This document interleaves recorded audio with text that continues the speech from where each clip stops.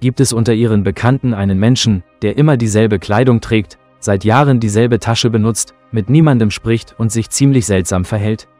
Die meisten halten ihn für einen lebenslangen Pechvogel, während andere überzeugt sind, dass er so viel Geld gespart hat, dass nicht nur er, sondern auch seine Kinder ein sorgenfreies Alter erleben werden. Doch der Brite, um den es heute geht, hätte eine Medaille verdient.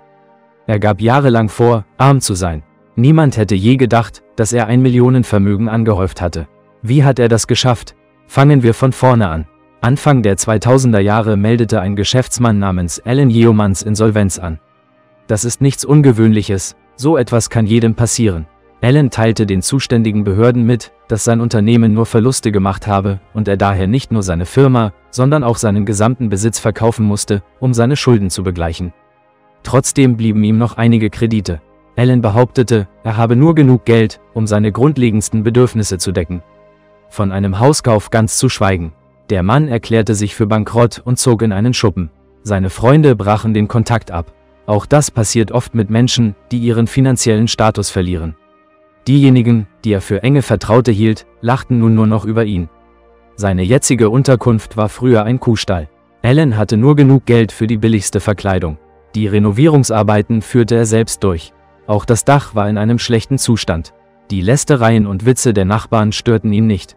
Er sprach mit niemandem und ging nur selten nach draußen. Der Mann kleidete sich sehr bescheiden. Er trug immer dasselbe Hemd und dieselbe Hose, als hätte er keine anderen Sachen. Jedes Jahr musste Alan vor Gericht erscheinen, um seine finanzielle Situation zu bestätigen, und er kam immer zum vereinbarten Termin.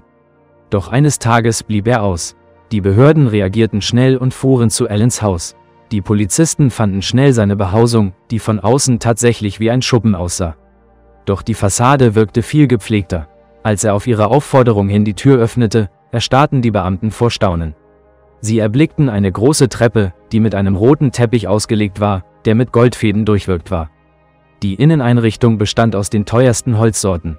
An den Wänden hingen Originalgemälde berühmter Künstler, die ein Vermögen wert waren.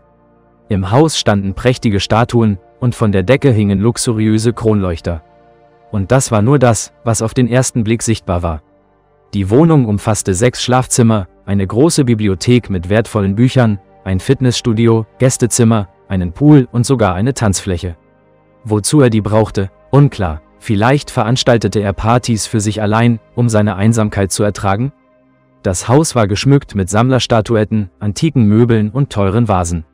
Doch das war noch nicht alles. Hinter einem der Gemälde verbarg sich eine Geheimtür, die zu einem großen Garten führte, in dem der Brite verbotene Pflanzen zum Verkauf anbaute. So hatte er sein Vermögen angehäuft. Mit dem Verkauf dieser Pflanzen verdiente Alan $2 Millionen und hielt seine Aktivitäten jahrelang geheim. Sternchen, diese Übersetzung ist natürlich und flüssig formuliert, während der Stil des Originaltextes erhalten bleibt. Falls Sie bestimmte Passagen anders betont haben möchten, kann ich die Formulierung gerne anpassen. Liebe Freunde, wenn euch das Video gefallen hat, setzt ein Like und abonniert den Kanal.